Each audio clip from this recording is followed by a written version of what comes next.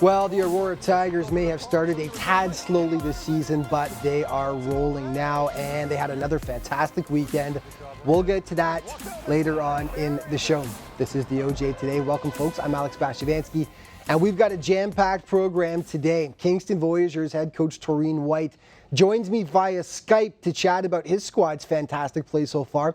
Also, I'll have a feature on the Oakville Blades, currently slugging it out with the JRCs and Rangers for top spot in the South. But first, let's get to the Gong Show Gear game highlights and the Burlington Cougars. And they'd have to be considered one of the league's most improved teams this year. Now, sure, they've only won 9 times in 20 games, but they're only 2 off their entire total from last season already. So they're getting there. And they were looking to keep the forward momentum going against the powerful Georgetown Raiders last Saturday. Game highlights now brought to you by Gong Show Gear. Gong Show Gear, lifestyle hockey apparel, official sponsor of the Ontario Junior Hockey League. Well, Burlington was struggling heading into this game. They'd lost 4 of 5, and the Raiders just added to their misery. First period, 6:49 in. Zach Dybowski lets fly from the point. Andrew Lee can't hold on to it. Josh Dickinson pounces, and it's 1-0 for the Raiders. Georgetown led 2-0 by the end of the period on a Brendan Jacome goal. Second frame, G-Town works the 2-on-1 to perfection. Elliott to Dickinson and back. Tic-tac-toe. Beautiful, and the Raiders lead bulges to 3. Elliott added another goal to make it a 4-goal advantage. In the third, Burlington gets one back here as Andrew Masters coughs up the puck behind the net. That starts a chain of events as the Raiders can't get the puck out. Tyler Ryder calmly out front, waits for the pass, deposits, and the shutout is broken. Cougars are on the board. Moments later, though, Masters atones for his earlier gaffe as he flashes the leather here to deny Jordan Peacock. Sweet save by number 30. The Raiders put this one to bed 3 minutes later as Double J, Jack Jacome, steals the puck, goes for his skate, and outwaits 4 Cougars, goes top shelf, smooth. That made it 5-1 G-Town. The Cougars would notch one more, but that's as close as they got. 5-2 the final. 2 important points for the Raiders.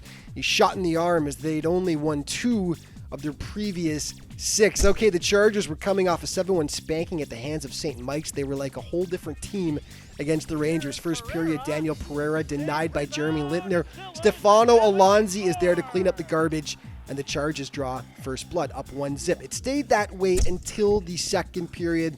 At the 6:24 mark, nice passing by Saga. Steve Mariani somehow squeezes it past Lintner, and the Chargers are up by a 2-0 count. This despite getting outshot 17-4 in the period.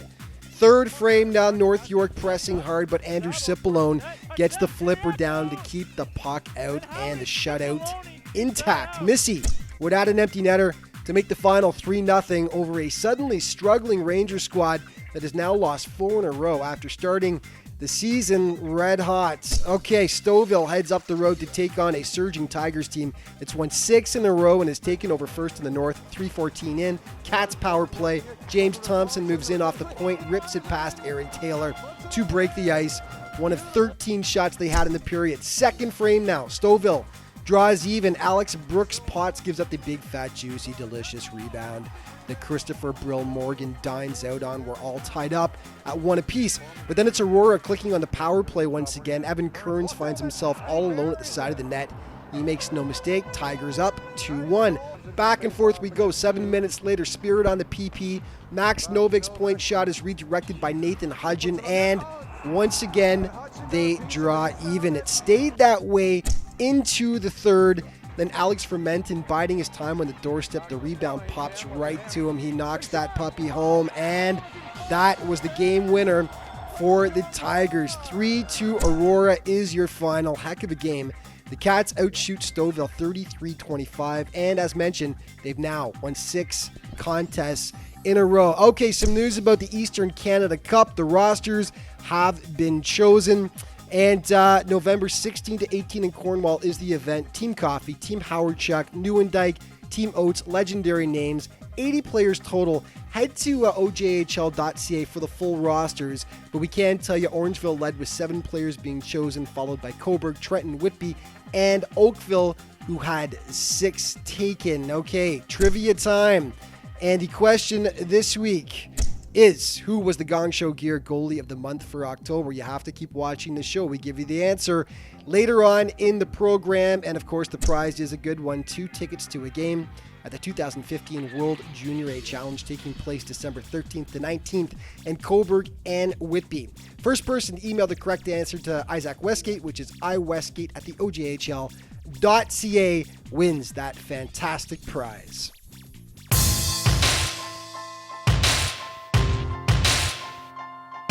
Andrew Mullen, defenseman, Toronto Junior Canadiens.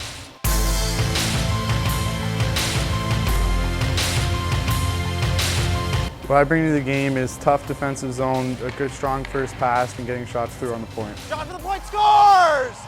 This season as a team, I think we're going to be a hard-working team that is tough to play against, spares our opportunities, and strong defensively.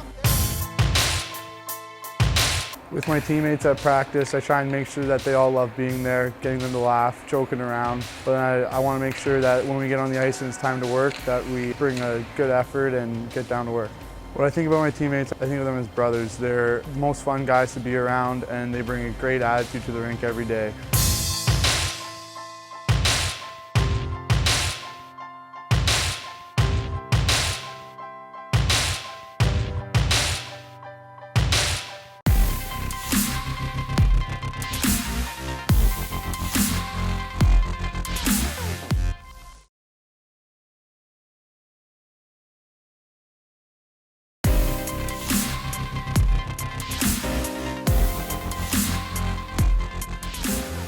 Welcome back to the OJ. Today I'm joined now via the wonders of technology, Skype, the head coach of the Kingston V's, Taurine White, from this point on to be known as Toe.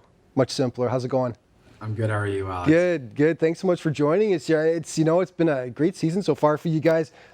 First, let's touch on last year. This is your first year as head coach of the V's, but last year, as you well know, the team went on a fantastic run, made it all the way to the Buckland Cup final, lost a heartbreaker in 7 games to the Toronto Patriots. But obviously, you've heard a lot about this, and there was a lot to live up to this year. Just talk about that run last year and what you know about it.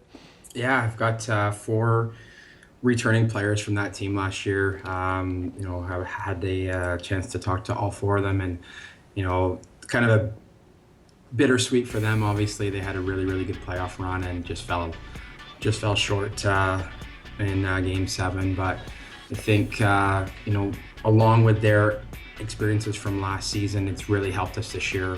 Zachary Amelafone is one of our captains. Reed Russell too is also one of our captains. Colin Tonge is a Princeton commit.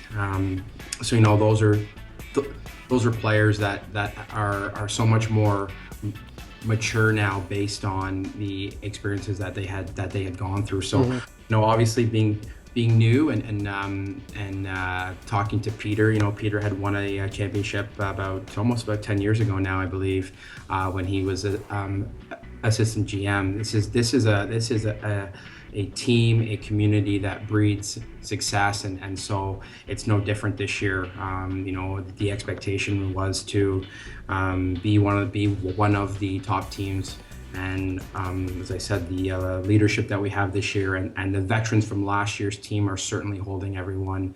And you're there. I mean, like, in terms of living up to expectations so far, obviously we're only a third of the way through the season. You guys are tied with Trenton. They've got 4 games in hand, but I mean, tied for Trenton for first place in the, ridiculously tough Eastern Division. So you got to be pretty satisfied with the way you guys have played so far. Very. We came out of the gate slow, but again, with only having 4 returning guys, we knew it was going to be a bit of a process. So very, very happy. Certainly haven't settled, and again, Cobourg is certainly not too far behind, and it is a very competitive conference, and every night you've got to come prepared, and you can't let 2 points just slip away. A sweep last weekend against 2 pretty good teams in Newmarket and Pickering, so that was pretty good points for you guys. Yeah, you know what? It's been a really tough 11 days. We had 7 games in the past 11 nights.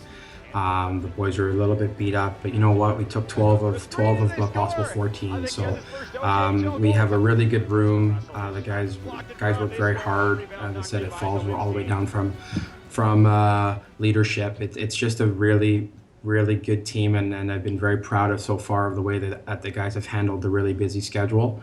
Obviously next month it's a little bit lighter, but still have the same expectation, in planning to win as many games as possible. The scoring lead tends to change on a day-by-day basis, but one of your guys has got a pretty good bulge right now. I think of about 6 points. That's Anthony Rinaldi. He's been absolutely fantastic. He's in first place in the OJ scoring race right now. Just talk about what he brings to the rink.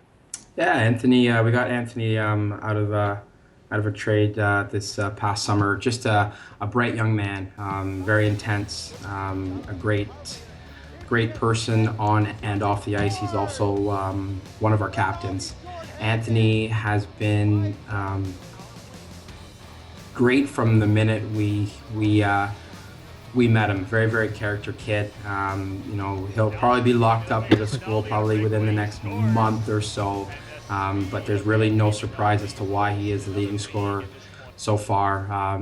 Practice habits. He is on top of everything and always takes the time to work on small things after practice. So there is no surprise as to why Anthony's had a lot of success so far. Just a quick question. I mean, I noticed on his Hockey DB account, he played for the Nanaimo Clippers last year, the BCHL, which is a fantastic league, one of, if not the top junior A loops in Canada in terms of producing scholarship players every year and winning RBC Cups as well. So he came from a very, very strong league. Very quickly, how did he end up with you guys? We had saw him at a showcase during the summertime, and there was a trade proposal that had come up for us, and the player ended up going out towards the BC, and we had a chance to get him. And anyone that knows Peter Goulet knows that Peter knows a lot of kids in hockey, and if there's anyone that can make any kind of trade like that magnitude, it's Peter Goulet. So I can't speak for Pete, but I'm not surprised Pete got him. He's 20. I think you mentioned that, and you also mentioned no commitment right now. One's coming. Commitments are no. What's the expression I'm looking for? This is no stranger to Kingston in terms of you guys producing players that move on to the next level. You guys have definitely been a great franchise for that, whether it be NCAA or professional or OHL over the years. Yeah, you know what? Last year there were, I believe there were 12 players that were able to graduate. 8 were moving on to Division I. This year we obviously have Colin Tonge that's committed to Princeton, and we will have quite a few players graduating on, whether it's Division I or Division III. Right at this moment in time, I can't say, but I mean, the phones never stop ringing, and basically the team philosophy is that team success will equal individual success. Right. So the boys are always happy if there's a school coming around that they want to talk to somebody, and the guys are very supportive and understand that, they really have to support one another during those times. So obviously right now we have the Canada Cup. The rosters were just announced today, and we have 2 players that have been announced. Huge for that. accomplishment, yeah. So listen, yeah, absolutely. We're going to be catching up as the season goes on. Thanks so much for being here. People want to find out more about the team and keep abreast. Obviously, aside from the show, KingstonVoyagers.on.ca is the place to go, right?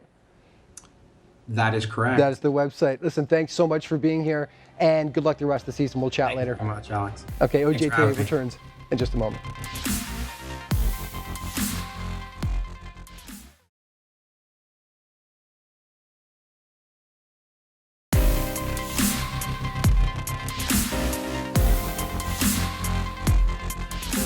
Well, roughly a third of the way into the season, the Trenton Golden Hawks have been the undisputed power of the league so far. They're ranked in the top 10 nationally, and their defense has been incredible. Heading into its game with Whitby on Tuesday, they'd allowed just 29 goals in 18 games. That's 15 less than the next closest team. They'd also only lost twice total, so needless to say, Whitby would have to bring its A game against the Hawks. Hold on to your hats. This was one of the craziest games of the year so far. Whitby will be wearing their camouflage jerseys to honor our military for the month of November. Nicely done, guys. First period, Fury power play. Scott Curtin threads the puck to Luke Keenan, who fires it home.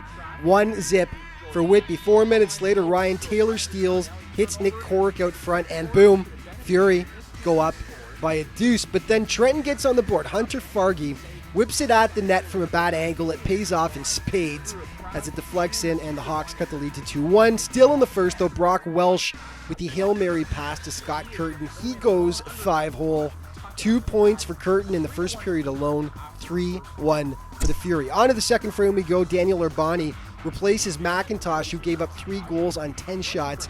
Trenton comes out on fire. 2 goals within 13 seconds of each other. That was Nicholas Tarenko tying it at 3. Whitby regains the lead, though, as Keenan deposits the Ryan Taylor pass. They led heading into the third, which is where things really got crazy. First, it's Jacob Durham with an absolute scorcher over the shoulder of Urbani to make it 5-3, but the Golden Hawks never say die. Down by 1 with less than 20 seconds to go. Adam Clements looking like Bobby Orr out there, dancing through the Fury, feeding Kevin Lavoie. Tie game, which means we are off to overtime, and horrible luck for Whitby in the extra frame. Broken stick, look at it, laying there on the ice. The Hunter Fargy shot deflects off and in. Insane finish to an insane game. Wow. Now the Golden Hawks just kept on digging despite twice being down by 2 goals. They outshot Whitby 48-27 overall. They are going to be tough to beat this year. Well, surprise, surprise, the Kingston Voyageurs are once again ripping it up in the East Division. They're neck and neck with Trenton for top spot, and after last weekend, have won 8 of their last 10. On Friday against Pickering, they flexed their muscles once again. The V's were coming off a 7-4 loss to Markham the night before and were hoping to get back on track. Pick up the action in the second period. OJ leading scorer Anthony Rinaldi in on the break. He slides it past Matthew Oriniak. That made it 3-1 Kingston at that point. 3 minutes later, though, Andrew Hughes drops for Owen Scarali, who smacks it home, and the Panthers cut the lead to 3-2. Which is how it stayed into the third, where Kingston just pulled away. A minute 4 in, Jack Zielinski knocks in the rebound to give Kingston a 2-goal cushion. And then Hunter Drew floats one in from the point. Wariniak never saw this thing. Drew's first OJHL goal. Nicely done. That makes it 5-2. They'd add one more to complete the 6-2 route. So as mentioned, the V's are keeping pace with Trenton for first in the East, although the Hawks do have 3 games in hand. Okay, Junior Canadians taking on last season's Buckland Cup champion Toronto Patriots, who are having a tough season. Their struggles continued against the JRCs. First, Lucas Calayo risks a shot home at the 18:08 mark of the first. Then less than a minute later, some sweet passing by the JCs. Tic-tac-toe. Justin Mayolino finishes it off. They had 3 goals in less than 2 minutes to finish the period. That's disheartening if you're the Patriots. Second period, 4-zip JCs now. Lee Lapid just tattoos it past Sean O'Reilly. Great shot to make it a 5-goal bulge. The Pats do get one back. Connor Beck to Noah Robinson to the back of the net, and they break the shutout. It's 5-1 Canadians. Third period, though, it gets worse. The puck ricochets off the boards here. George Novakis, Johnny on the spot out front. He knocks it home. 6-1 JRC. 7-1 now. The Patriots notch a nice one. Jake Harris feeds Michael Sedal, who deflects it home. But then 3 minutes later, Adam DeLuca uses Aramida as a decoy, but does it all himself, going roof daddy past Jacob Standen. Canadians firing on all cylinders on this day, which was bad news for the Patriots. 8-2 your final. Look at that balanced scoring. 8 different JRC players notching goals as the Canadians keep pace with North York and Oakville for first in the South. Another team trying to keep pace is Wellington in the East. 13 points behind division-leading Trenton. They were taking on the Panthers. Late in the first, Rob Clark banks a shot in off Olivier Lafreniere from the crazy angle. 1-zip Pickering. They kept the pressure on in the second frame. On the power play, the rubber pops to Mackenzie Heber, who's got the yawning cage in front of him. And the Panthers go up by a deuce. And they outshot the Dukes 27-17 over the first 2 periods. Up 2-1 the third, then it's Justin Bennett doing all the heavy lifting for the Panthers. He gets denied. Doug Carter follows up for the easy score. 3-1 Pickering at that point, and Bennett would add an empty netter to make it a 4-1 final. One thing's for certain, there will be no easy games against the Panthers this year. Win or lose, this team competes hard every single game. Okay, Players of the Month were announced. The Gong Show Gear Players of the Month. Gong Show, lifestyle, hockey, apparel. And in the Southwest, the winner was Patrick Kudla, defenseman for the Oakville Blades, who had 15 assists in 11 games. In the Northeast, it was Anthony Rinaldi, forward for the Kingston Voyageurs, 13 goals, 24 points in just 12 games. And for the goalie, David Richer of the Kingston Voyageurs, 8-2-0 record, 2.3 goals against average. Okay, quick peek at the OJHL standings. We begin in the Northeast Conference and the North Division. Aurora on top, as mentioned now, 27 points, followed closely by Markham. In the East, Trenton has a 2-point lead over Kingston, but Trenton has also played 3 less games, so they'll make that up at some point. In the South, Oakville leads North York and the Junior Canadians in a tight race in the South. And in the West Division, Buffalo has played 3 more games than Georgetown so far. They currently have a 4-point bulge on them.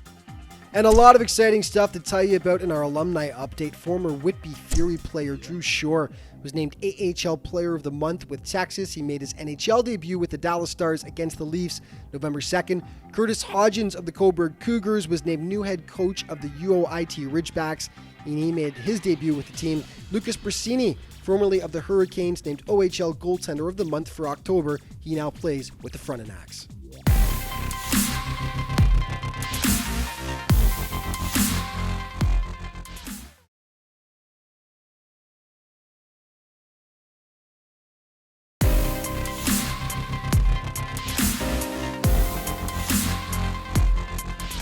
Welcome back to the OJ Today. Well, the Oakville Blades are currently in a dogfight with the Junior Canadians and North York Rangers for top spot in the South, and they show no sign of relenting anytime soon. With a tantalizing group of prospects that includes 2 of the league's top 5 scorers, Oakville has been one of the OJ's top teams thus far. And we find out more about the historic franchise now in this week's Team Report, brought to you by Muscle Milk. Muscle Milk, official sponsor of the Ontario Junior Hockey League. Works his way in. On the left wing. Feeds back. Right to the point. Garbage goal! For nearly 50 years, the Blades have been a staple in Oakville. Though the logo may have changed, the tradition of excellence hasn't. The Blades have won league titles at numerous levels and last captured the OJHL championship in 2010. 2 years ago, there was an unusual blip on the radar as they missed the playoffs, but under new head coach Mike Tarantino, a Blades alumnus, they made it back last season when they advanced to the second round before falling to the eventual OJ champion Toronto Patriots. Being down 3-1 in that first series and coming back was huge for us, and then it's too bad that we had to end it in the second round, but we had big expectations for our team, and I don't think we succeeded them last year, so it was kind of disappointing, but at the same time, great group of guys. This season sees the Blades icing a much younger roster full of new faces. Some may be short on OJ experience, but they're compensating for it in talent, as the team is currently battling for top spot in the South Division. When you get a lot of new guys, and I think we're looking at about 15 new players, there are some growing pains there. But I'm happy with our progression. I think we've come a long way, and I think we got a long way to go. I think we're playing a lot better. We picked up our game a lot over the last little bit. We had a lot of young guys coming in, a lot of new faces, and I think it took some fine tuning at first. A lot of guys just had to get used to the level of play, the bigger guys, the faster speed, and a couple of the new systems. But I think as of late, we've really come along and are starting to play well. Short and sweet tonight. Make sure we're communicating, get ourselves involved in the game early. Don't wait for the game to come to you. Make sure you're creating something every time you're on the ice.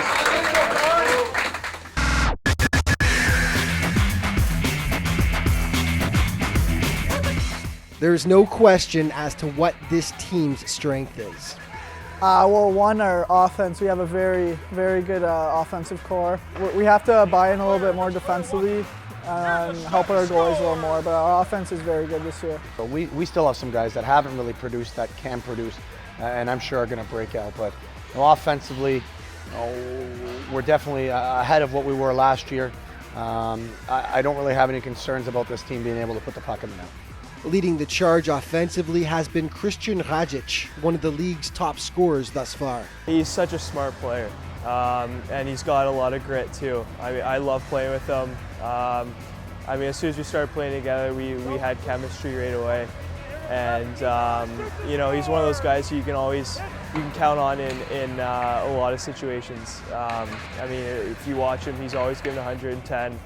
And lately he's putting the puck in whenever he gets the opportunity. So he's definitely brought a lot so far. Patrick Kudla is another offensive force, himself close to the top of the scoring race. Yet remarkably, he's a defenseman and a newly converted one at that, having made the switch from forward halfway through last season when he was playing Junior B in Guelph. Offensively, he can run a power play as good as anybody that I've been around. His poise, his misdirection, his offensive awareness is exceptional. He still has some growing pains on the back end, on the defensive side. But part of that is just coming with, being new to the position. Drew Warad is another new face. He played for the Junior B London Nationals last year and is committed to play NCAA hockey for the Clarkson Golden Knights. He's a complete player. He's a leader in the dressing room. He had a very good year last year, and he's bringing it this year. He makes everyone around him very good, a lot better. So, he's a great player, great guy in the room to have, and everyone loves him. All in all, the Blades are one of the most entertaining teams in the league to watch. How far they go this year will be determined by how quickly the young squad learns the ropes and gels together. So far, so good. We have our mindset on the big picture. I think we could definitely make a playoff push. We could make a deep run. It's just we have lots of things to fix, but by the end of the year, I think we're going to be a team to watch out for in the playoffs for sure. I think we're just starting to piece everything together, and we're going to be very good come playoff time. And just before we go, let's take a look at the top 5, the best plays from the last week in the OJ. Number 5, Aurora's James Thompson sneaks in off the point and bulges the twine against Stouffville, part of a 3-2 Aurora Tigers win. Number 4, Georgetown Pickering. The Raiders work the 2-on-1 to perfection as Asher Elliott takes the return feed from Josh Dickinson, puts it home. 1 of 2 on the night for Elliott. Number 3, the Junior Canadians play tic-tac-toe. Trujillo to Jarzabek to Mayolino. That line has been deadly this year, and the Patriots felt its wrath last weekend. Number 2, dying seconds. Trenton down by a goal against Whitby. Adam Clements dances through the fury, feeds Kevin LeBlanc out front. Beautiful. That sent it to OT where the Hawks pulled out the dramatic win. And number 1, same game, Whitby's Jake Durham with the huge wrister past Daniel Urbani. Gorgeous. And that is our OJ play of the week. And that's all the time we've got for this week. Remember, though, to head to the league website at ojhl.ca for all the up-to-date news, stats, standings, and stories. On Twitter at OJHLofficial and at facebook.com/OJHLofficial. Thanks so much for tuning in, folks. I will see you next week.